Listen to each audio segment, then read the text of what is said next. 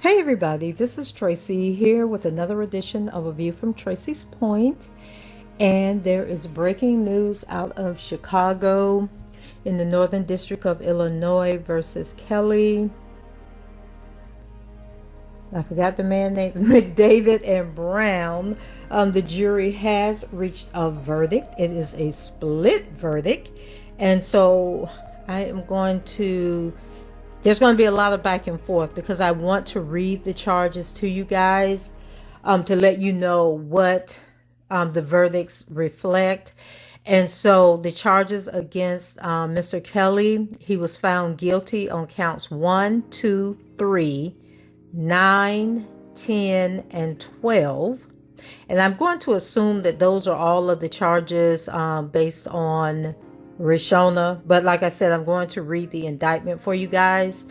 So they'll be back and forth. And then Daryl McDavid and Milton Brown were both found not guilty on all counts. And this is actually good news because in order to have a conspiracy, right, you needed these other people that conspired with you. So I think this would be good in terms of an appeal. So let me open up the indictment. Okay, and so it was, hold on, I am so disorganized, guys, and y'all know when I get into this damn Adobe my cursor doesn't work that well. Okay, so I'm going to scroll down here. Oh, so what was count 1? Okay, so count 1, which Mr. Kelly was found guilty. So remember, Daryl McDavid and June Brown have been found not guilty on all counts against them. I think Daryl McDavid was facing 3 counts, I believe, and Milton Brown was only facing 1. So hold on, let me try and get myself together and I'll be right back.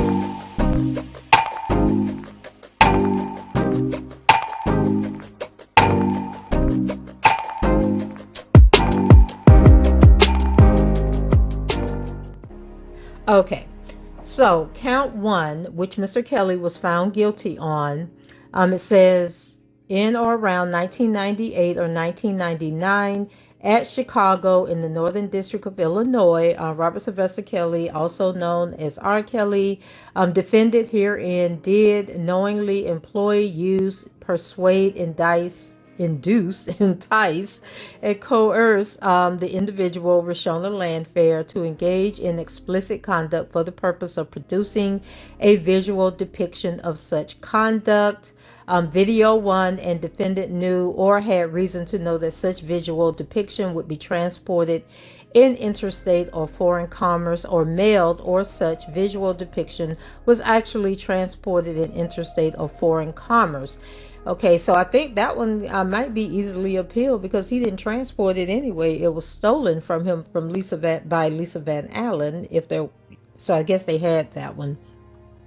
Count 2, which Mr. Kelly was found guilty on, it says that he did knowingly employ, use, persuade, induce, entice, and coerce Rishona to engage in explicit conduct for the purpose, and this was for video 2. And then worth noting is that the jury did come back, and there was some question because in the indictment on these charges it says that he knowingly employ, use, persuade, induce, entice, and coerce. But when the jury instructions went out, it was employ, use, persuade, induce, entice, or coerce. And so the jury was, I guess, had some issue with that. And I believe that if they had left it as and, they would have found him not guilty. But the judge ruled that they could use or, which meaning that it could be any one of these words: use, persuade, induce, entice, coerce. So I think where they were having trouble with is the persuade, induce, entice, and coerce, because we know from the testimony he didn't do any of that. She was a willing participant. And so I think what got him was the employ and use is what they were probably able to come back with a guilty verdict and say he was guilty on that. So then on count 3, which he was also found guilty on, it says knowingly employed. Well, it was basically for video 3, that same verbiage, video 3, same issue that they were coming up with. So he was found not guilty on count 4, which related to video 4, which was never produced in the case. So the jurors never saw that video, so they couldn't convict him on that video. And then he was found not guilty on count 5, which was, let's see, what did they say count 5 was?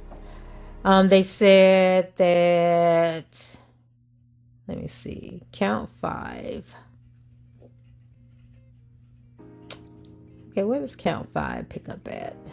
What's that count 5 that had all these different... Hold on, guys. Like I told you, I have to go through this document. Okay, so count 5, they were saying that they talk about who he was. A, that he was a recording artist, Grammy Award winning. B, in or around June 1991 until in or around January 2014, one or more of Kelly's businesses employed defendant Daryl McDavid as a business manager from at least approximately 1997 to at least approximately February 2019. Milton Brown was employed by him. And I'm just skimming through this, and it says that he met Rashona between 1996 and 97. And then it talks about when he met each one of these individuals. And so we know that Rashona was number 1. Number 3, I think, was the Pauline chick, or either Nia. Number 4 was Tracy Sampson. Number 5 might have been the either or Nia or Pauline. And then number 6 was Brittany, who didn't show up. I believe was Brittany, because she didn't show up and testify, or she wasn't called to testify. And people were saying that the reason they didn't call her was because, you guys know, about a week or two ago on TikTok, there was this trending dance challenge using one of Mr. Kelly's songs, and evidently whoever the Brittany person is, she decided to join in on the challenge. So they said, oh no, can't have you in here. And so then they talk about he was born in 1996. I'm trying to figure out. Okay, so they say between in or around 1998 and or around 2002, he recorded himself engaging in contact with these individuals, which would have been Rashona, Tracy Sampson, and then whoever number 5, which I think was the Nia or Pauline, was one of those. And I believe it was Nia, because I believe Pauline was the one that said she was the same age as Rashona. But anyway, video 1, 2, 3, and 4 depicted him engaged in contact with Rashona.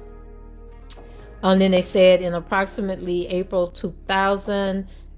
I'm trying to figure out what is the actual charge, because I don't want to read through all of this. Beginning in approximately 2000 and continuing. They talk about the Chicago case. So what was the charge, y'all? Okay, so they're saying that they did knowingly conspire with each other and individual A and others. And I believe individual A was the private detective, the Palladino guy, known and unknown to the jurors, to commit an offense against the United States, namely to knowingly alter, destroy, mutilate, conceal, cover up, falsify, and make a false entry in any record, document, and tangible object with the intent to impede, obstruct, and influence the investigation and proper administration of any matter within the jurisdiction of any department or agency of the United States in relation to and contemplation of such matter. And then 3, it was part of the conspiracy. So this was the whole conspiracy thing about them trying to get the tapes back. It says it was part of the conspiracy that Kelly McDavid and Kelly's and others knew of his contact and acts with these individuals, and that they knew that he recorded himself and engaged in contact with these individuals on video. It was further part of the conspiracy that in approximately 2001 that he learned that multiple videos, including but not limited to video 1, 2, 3, and 4 depicting him engaged in contact with these individuals, was missing. And so you guys, you can go back and read the whole indictment, but basically this particular charge that he was found not guilty on is outlining the conspiracy, and so the jury didn't buy into the conspiracy. And then let's see, what was count, and that went on for several pages, that's why I'm not going to read it. I'm trying to get down to number 5. Oh my gosh, it was a whole bunch in this thing. Where is number 5? Okay, so count 5 was up in that conspiracy, so I think I passed by it. So count 6 was the special May grand jury further charges. Paragraphs 1, 3, 4, 5, 6, 7, E, and 8 of count 5 are incorporated here. Beginning in or around August 2001 and continuing to in or around April 2007. In the Northern District, elsewhere, that Kelly, McDavid, and Brown, defendants herein, did knowingly conspire with each other, and individual A, individual B, and others, and this is the Yule Brown and the Palladino investigator, and others known and unknown to the grand jurors, to receive the videos as defined, and this was namely video 2, 3, and 4. That was mailed and shipped and transported, so he was found not guilty on that. Count 7 was the defendants did knowingly receive the videos in violation of United States Code Section 2256-8A, namely videos 2 and 3 that has been mailed and shipped. So he was found not guilty of that. And then he was found not guilty of count 8, which was defendants herein did knowingly receive videos as defined in Title 18 United States Code Section 2256, namely video 4 that has been mailed and shipped and transported in interstate and foreign commerce by any means in violation of Title 18 United States Code Sections 2252A, 2 and 2. And then he was found guilty. Let me go back and make sure. He was found guilty of counts 9, which was, let's see, beginning from approximately 1997 and continuing to approximately September 2001 in the Northern District of Illinois. Kelly, defendant herein, using a mail of any facility and means of interstate and foreign commerce, did knowingly persuade, induce, entice, and coerce any individual, namely Rishona, who had not attained the age of 18, to engage in activity for which any person can be charged. And then, did I say count 10? Okay, count 10 was basically, okay, count 10, also known defendant herein using the mail or, okay, so this was the same charge as count 9, except it involved the Pauline, I want to say it's Pauline. It included her because she claimed that she was actually in a video with Rishona. And then, okay, count 11, he was found not guilty. And this was using the mail, blah, blah, blah. This was the same charge as 9 and 10, but involving Tracy Sampson. So they did not believe Tracy Sampson's story. And then count 12 was whoever I'm going to say was the Nia girl, because she did testify. He was found guilty of that because once again she claimed that she was on the videos with Rishona. And then count 13 would have been Brittany because she didn't testify, so he was found not guilty on that count. Okay, so basically what it boiled down to was that they believed Rishona.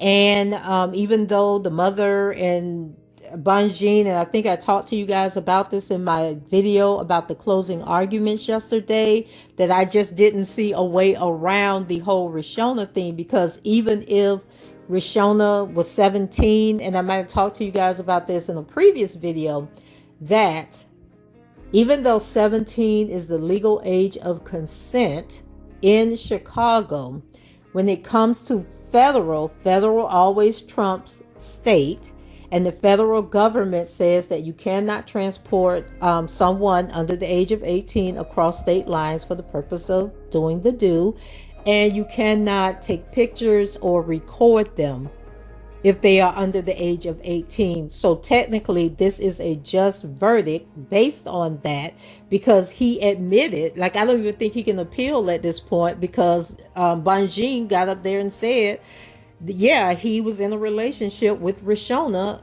when she turned 17. And so you can't get around the video, even if the video was recorded in 17.